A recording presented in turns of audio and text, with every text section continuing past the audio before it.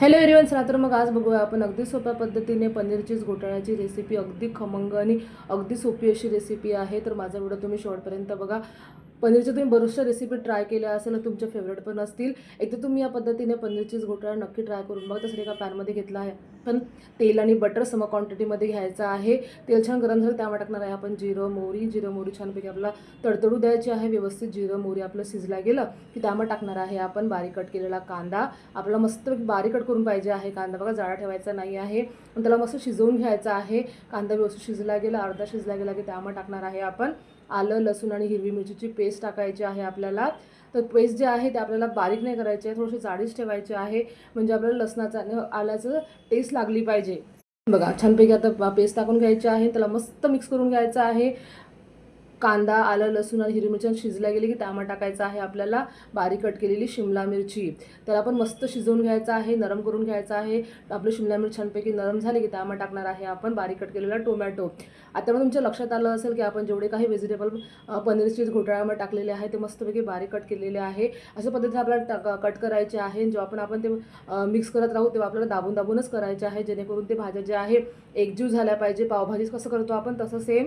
आणि त्यामध्ये टाकायचं आहे आपल्याला चवीनुसार मीठ टाकून काय होते आपले व्हेजिटेबल्स आहेत ते लवकर शिजतात आणि नरम होतात. बघा मस्त शिजवून घ्यायचं आहे आपल्याला. ते तो दाखवतो की ते एकजीव झालेले आहे मस्तपैकी. त्यामध्ये टाकायचं आहे आपल्याला हळद तिखट द्रापूर टाकायचं आहे. व्यवस्थित ते मिक्स करून घ्यायचं आहे. मस्त शिजण्यासाठी आपण 1 चमचाभर असं पाणी टाकणार आहे आणि त्याला मस्त मिक्स करून घ्यायचं आहे आपल्याला. छान मसाले वगैरे सर्व व्यवस्थित शिजवून घ्यायचा एकदम खमंग असं. बघा व्यवस्थित शिजला गेलं की त्यामध्ये काय टाकणार आहे आपण किसलेलं पनीर. त्याला पण मस्तपैकी दाबूनच आपल्याला मिक्स करायचं आहे. याला पण व्हेजिटेबल्समध्ये बरोबर एकजीव करून घ्यायचं आहे. बघा पनीर भुर्जी पण तुम्ही ट्राय केली असेल बऱ्यापैकी अशाच प्रकारची असते. तर तुम्ही एकदा पनीर चीज घोटाळा नक्की ट्राय करून बघा. खूप सोपी अशी रेसिपी आहे आणि मस्त खमंग आहे. छोट्या मुलांना पण फार आवडणारी आहे. त्यामध्ये आपण अर्धी वाटी एवढं पाणी टाकणार आहे आणि त्याला मस्त शिजवून घेणार आहे सगळं मसाले आणि पनीरला. व्यवस्थित सगळं शिजलं गेलं की त्यामध्ये टाकणार आहे आपण पनीर मसाला आणि काश्मीरी लाल मिर्च पावडर. तर पनीर मसाला तुमच्याकडे नसेल तर तुम्ही स्किप करू शकता, पण असेल तर तुम्ही नक्की टाका. टेस्ट खूप छान येते.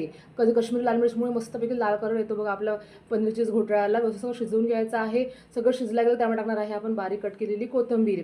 आता या स्टेजला आपला गॅस बंद करायचा आहे आणि सर्व भाजी आहेत ते मस्तपैकी पसरून घ्यायचे आहे. त्यावर आपण चीज जे आहे ते मस्त खिसून टाकणार आहे आणि झाकण ठेवून आपण रेस्टला ठेवणार आहे. त्यामुळे काय होतं आपलं चीज जे आहे ते मस्तपैकी मेल्ट होते. तर तयार आहे पनीर चीज घोटाळा. तुम्हाला कसा वाटला मला कमेंट करून नक्की सांगा. भेटू नेक्स्ट व्हिडिओमध्ये अशाच नवीन आणि सोप्या रेसिपींसोबत. माझ्या चॅनल तुम्ही सबस्क्राईब करा, माझ्या व्हिडिओ लाईक करा, शेअर करा. नवीन असेल तर माझ्या चॅनल तुम्ही सबस्क्राईब करा. भेटू नेक्स्ट व्हिडिओ. Bye bye.